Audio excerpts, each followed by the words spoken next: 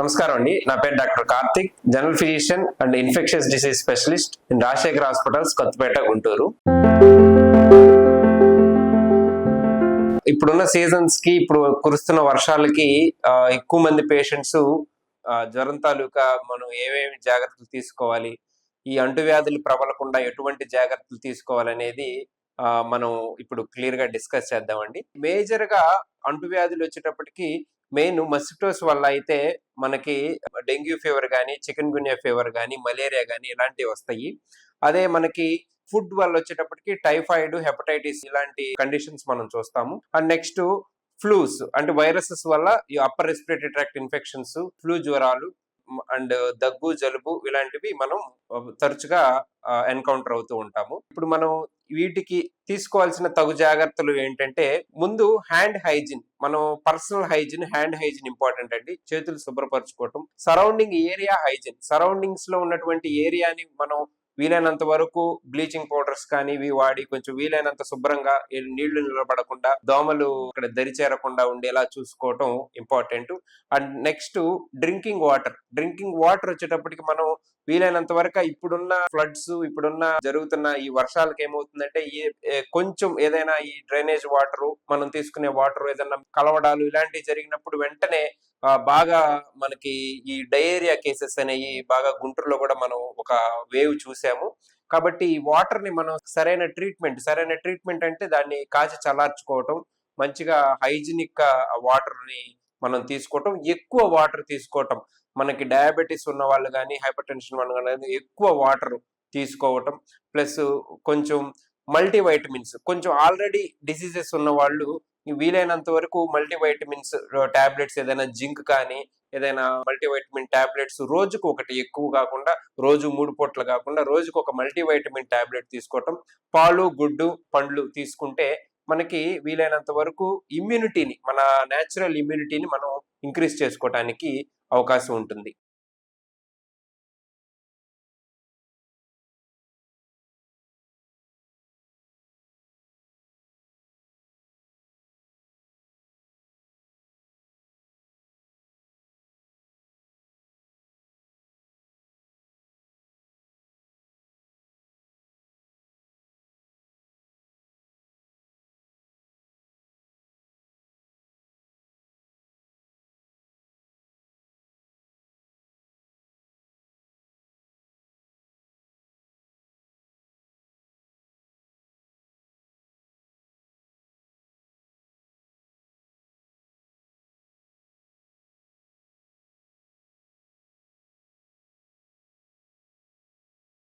నమస్కారం అండి. నా పేరు doctor Karthik Kataru, general physician and infections disease specialist in Rajasekhar hospital, Kothapeta, Guntur.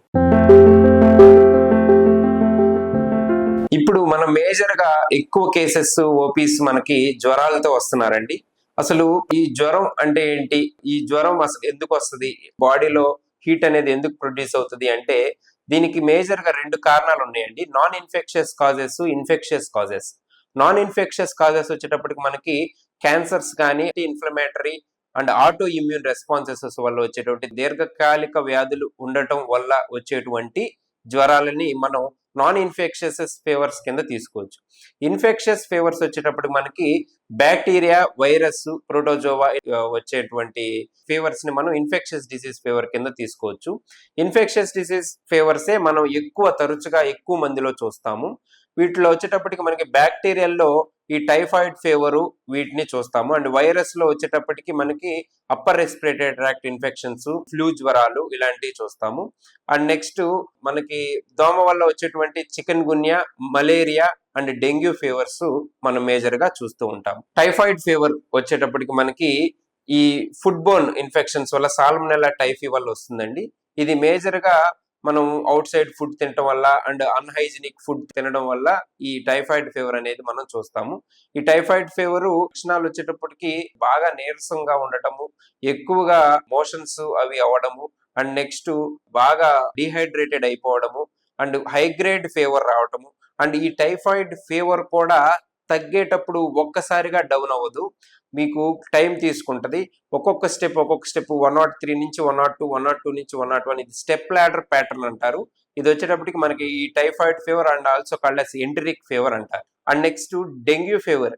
ఈ డెంగ్యూ ఫీవర్ వచ్చేటప్పటికి మనకి ఈ దోమకాటు వల్ల వస్తుంది, ఈ డెంగ్యూ వైరస్ వల్ల. దీంట్లో మేజర్ గా ఈ ప్లేట్లెట్స్ తగ్గిపోవటం అనేది మనం చూస్తూ ఉంటాం. అండ్ బ్లీడింగ్ మేనిఫెస్టేషన్స్ అంటే పాసులు ఎర్రగా రావటం, నోటి చిగులు వెమ్మట రక్తం రావటం, పొట్ట, చేతులు, కాళ్ళు మీద ఎర్రటి మచ్చలు రావటం అండ్ పెటికే పర్పిరా అంటాము. ఈ బ్లీడింగ్ మేనిఫెస్టేషన్స్ ఉంటే యాజ్ సూన్ యాజ్ పాసిబుల్ మీరు డాక్టర్ని కలిసి మీరు ట్రీట్మెంట్ తీసుకోవాల్సి ఉంటుంది. అండ్ చికెన్ గున్యా ఫీవర్ ఇప్పుడున్న వేరియేషన్స్ లో మన ఈ గుంటూరు పరిసర ప్రాంతాల్లో ఎక్కువ మందికి చికెన్ గున్యా ఫీవర్స్ మనకి తరచుగా ఎన్కౌంటర్ అవుతున్నాయి. ఈ చికెన్ గున్యా ఫీవర్ కి మనకి తీసుకోవాల్సిన జాగ్రత్తలు మీకు ఆల్రెడీ ఒక వీడియో చేశాము. అండ్ నెక్స్ట్ ఇప్పుడు మనం ఈ చికెన్ గున్యా ఫీవర్ యొక్క లక్షణాలు ఏంటంటే ఎక్కువగా జాయింట్ పెయిన్స్ రావటం, ఆర్థరైటిక్స్ పెయిన్స్, జాయింట్ పెయిన్స్ అనేవి ఎక్కువగా రావటం అండ్ జ్వరం తగ్గిన తర్వాత కూడా జాయింట్ పెయిన్స్ సివియర్ గా ఉండటం అనేది గమనిస్తూ ఉంటాము. దానికి మనం ఈ ఆర్థరైటిక్స్ సంబంధించినటువంటి టెస్టులు చేయటం వల్ల దానికి ఏం ఉపయోగం ఉండదు. బట్ స్టిల్ మనం ఈ చికెన్ గున్యా వైరస్ ని అరికట్టడానికి మనం వీలైనంత త్వరగా డాక్టర్ని కన్సల్ట్ అయ్యి ట్రీట్మెంట్ తీసుకుంటే మంచిది. And normal urinary tract infections వల్ల కూడా జ్వరాలు ఈ మధ్య ఎక్కువగా వస్తున్నాయండి. యూరినరీ ట్రాక్ట్ ఇన్ఫెక్షన్స్ అంటే కిడ్నీలో స్టోన్స్ ఉండటం కానీ, లేదు యూరినరీ హైజీన్ అండ్ తరచుగా ట్రావెలింగ్ చేసే వాళ్ళలో, వాటర్ తక్కువ తీసుకునే వాళ్ళలో, డయాబెటీస్ ఉన్న వాళ్ళలో ఈ యూరినరీ ట్రాక్ట్ ఇన్ఫెక్షన్స్ వల్ల వచ్చేటువంటి జ్వరాలు కూడా మనం ఎక్కువ చూస్తాం. వీళ్ళు తీసుకోవాల్సిన జాగ్రత్తలు ఏంటంటే షుగర్ కంట్రోల్లో ఉంచుకోవటం అండ్ ట్రావెలింగ్ చేసేటప్పుడు వీలైనంత వరకు వాష్రూమ్స్, వాష్ ఏరియాస్ వీలైనంత హైజీనిక్ ఉన్న దగ్గర మనం వాష్రూమ్స్ కి వెళ్ళడం. And next plenty of water కూడా సీల్డ్ బాటిల్స్ లో వాటర్ తీసుకోవటం వల్ల యూరినరీ ట్రాక్ట్ ఇన్ఫెక్షన్స్ ని అరికట్టవచ్చు.